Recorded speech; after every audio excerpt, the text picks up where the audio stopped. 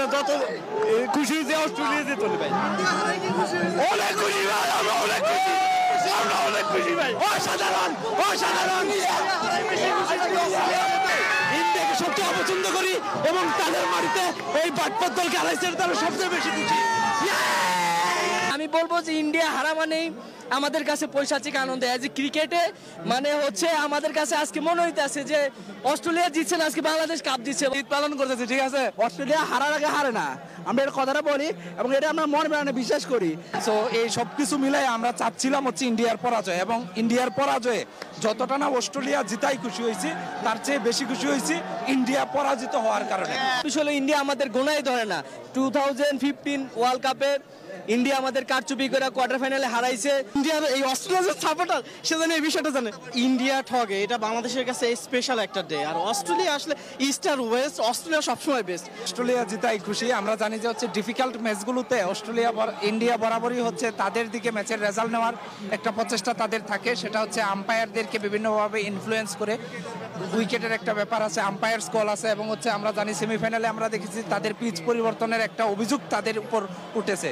So এই সবগুলো কথা এমনি এমনি আসে না, তাদের এই ধরনের একটা মানে চেঞ্জ করার ডিসিশন। যেমন এই ফাইনালের ম্যাচেও আপনি জানবেন যে এই ফাইনালটা হওয়ার কথা ফ্রেশ পিচে, বাট হচ্ছে তারা এই পিচটা নিচে 5 নাম্বার পিচ, যেটা হচ্ছে যে ভারত এবং পাকিস্তান ম্যাচের হয়েছিল, তারা যেন হচ্ছে তাদের স্পিনাররা টার্ন পায়, এজন্য হচ্ছে যে তারা এই ইউজড পিচে হচ্ছে খেলাটার আয়োজন করছে। খুব ভালো লাগছে, মনে হচ্ছে যে বাংলাদেশ যাওয়ার পরে আসলে আমি অস্ট্রেলিয়াকে আগে থেকে সাপোর্ট করি, বাংলাদেশ যাওয়ার পরে পুরোপুরি অস্ট্রেলিয়া করছি। অসাধারণ খেলা লাগছে এবং আমি খুব খুশি হয়েছি এই বিজয়ে। আসলে মনে হচ্ছে আমার কাছে যে বাংলাদেশ, না আমি তো অস্ট্রেলিয়া ভাই। আমার এত ভালো লাগতেছে যে ইন্ডিয়া আসলে একটা ভুয়া দল, কারণ ওরা ফিক্সিং 2 নম্বরে এইটা বিশ্বাস করে, আর অস্ট্রেলিয়া তো এটা বিশ্বাস করে না। অস্ট্রেলিয়ায় হ্যাঁ অবশ্যই স্বচ্ছ খেলার যদি মনে হয় তাহলে অস্ট্রেলিয়াকেই বলতে হবে যে স্বচ্ছ খেলা এবং উপভোগ করার মতো। অস্ট্রেলিয়া প্রত্যেকটা মানুষই ম্যাক্সওয়েল, আর প্রত্যেকটা প্লেয়ারের পেট কামিজের মতো খেলে। অবশ্যই একজন সাপোর্ট দেয়, একজন খেলে। আমি চাই যে বাংলাদেশও এমন করে খেলুক, একজন সাপোর্ট দেয়, একজন খেলুক, বাস এতটুকুই। আমি অস্ট্রেলিয়াকে আমাদের অনেক কিছু শিকার আছে, অস্ট্রেলিয়াতে আমাদের অনেক কিছু শিকার আছে। আমি চাই বাংলাদেশ এইভাবে খেলুক, অনেক দূরে গিয়ে যাক বাংলাদেশ। নমস্কার প্রিয় দর্শক, আপনাদের সবাইকে নিউজ আজকে শিউলির পর্দায় স্বাগত। মূলত যে বিষয়ে আজকের আমাদের বিশ্লেষণ, সেটি প্রত্যেক ভারতবাসীর কাছে একটি অত্যন্ত দুঃখজনক ঘটনা।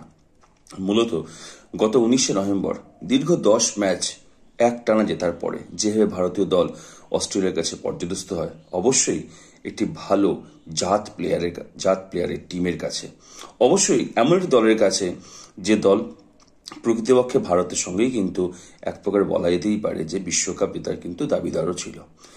কিন্তু সেই ঘটনার পরে যখন 140 কোটি ভারতীয় যখন হৃদয় বিদারক যন্ত্রণা, যখন প্রত্যেকের চোখে জল, প্রত্যেকের মনের মধ্যে অবসাদ, ঠিক সেই সময়টির ঘটনা মনে করে এক প্রকার দুঃখের মধ্যে আরো বেশি পরিমাণ দুঃখ বাড়িয়ে দেয়। সেটি এমন এক প্রতিবেশী দেশ যা কিনা সৃষ্টিতে ভারতবর্ষের যে অবদান তা কিন্তু কেউই অস্বীকার করতে পারে না। যার সৃষ্টি শুধু বলে নয়, যার অগ্রগতি এবং যার এগিয়ে চলার পথে যখন বিভিন্ন বাধা এসছে, তাতে কিন্তু ভারতবর্ষ সবসময় কিন্তু তার পাশে থেকেছে, তাকে আগলে রেখেছে এবং তাকে এগিয়ে যেতে সাহায্য করেছে। সে একটি ছোট্ট দেশ বাংলাদেশ। আমরা লক্ষ্য করলাম যে গত রবিবারে অর্থাৎ 19 নভেম্বর যখন অস্ট্রেলিয়া জিতলেন ওয়ার্ল্ড কাপ এবং আমাদের ভারতবর্ষের পরাজয় ঘটল, তখন পড়শি দেশি বাংলাদেশ, যার কিনা উৎসাহ, যার উদ্দীপনা কিন্তু সকলের নজর কেড়েছে। মূলত বিশ্বব্যাপী ছড়িয়ে থাকা যেখানেই যত ভারতবর্ষের অবস্থান রয়েছে, প্রত্যেকে লক্ষ্য করেছেন যে একটা এমন ভাবে যে বাংলাদেশের এক শ্রেণীর মানুষের যে উৎসাহ করা, উদ্দীপনা করা, এই জয়টাকে, অস্ট্রেলিয়ার জয়টাকে নিজের দেশের জয়ের মতন করে তাকে সেলিব্রেট করা, সেটা হয়তো সকল ভারতবাসীর পক্ষে ভালোভাবে মেনে নেওয়াটা সম্ভবপর হয়নি।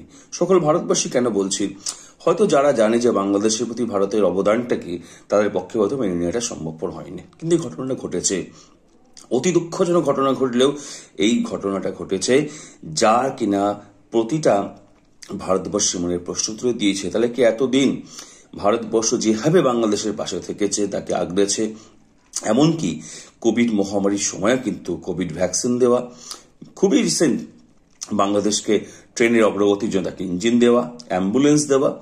তার মানে দানের কিন্তু, উপহারের কিন্তু কোনো অভাব নেই ভারতের পক্ষ থেকে বাংলাদেশের প্রতি। কিন্তু সেই বাংলাদেশি জনগণের আজ এই ব্যবহার ভারতের ভারের পরে কতটা তাদের পক্ষে মানবিক বা কত তাদের পক্ষে একটা সুষ্ঠু বলতে পারেন যে তার যে খেলসুলভ মানসিকতা প্রমাণ দিচ্ছে, সেটা নিয়ে কিন্তু প্রশ্ন থেকেই যাচ্ছে। এখন প্রশ্নটা হলো, এটাই কি তাহলে সমাজের ট্রেন্ড, যে যতক্ষণ প্রয়োজন ততক্ষণ পর্যন্ত তাকে আগলে রাখবো, তার সঙ্গে থাকবো, তার ভালো কথা বলবো, তার বিষয়ে গুণগান গাইব, কিন্তু যখনই দেখতে পাবো যে কাজ হাসিল হয়ে গেল তখনই কি চোখ উল্টে মুখ ফুঁচে ফেললাম?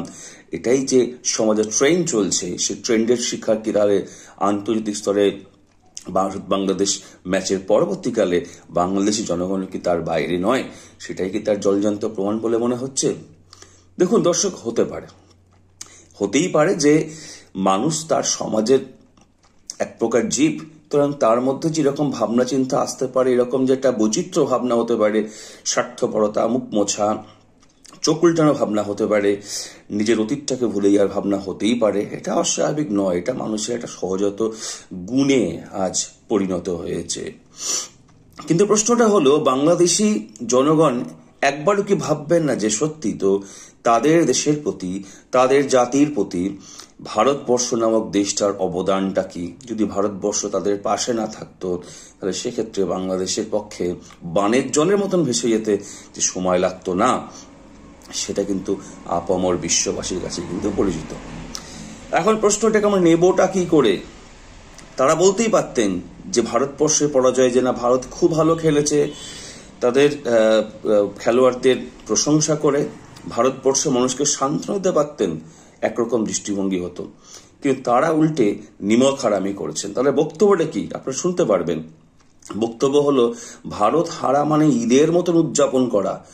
ঈদের সঙ্গে তুলনা করছে যে ঈদের যেমন উদযাপন করে, সেই ঈদের মতো আনন্দ কিন্তু ভারত হারলে তারা কিন্তু উদযাপন করছে। তার মানে বোঝা যাচ্ছে না যে কি কারণে তাদের ভারতের প্রতি এত গুস্সা, কি কারণে ভারতের প্রতি তাদের এত রাগ।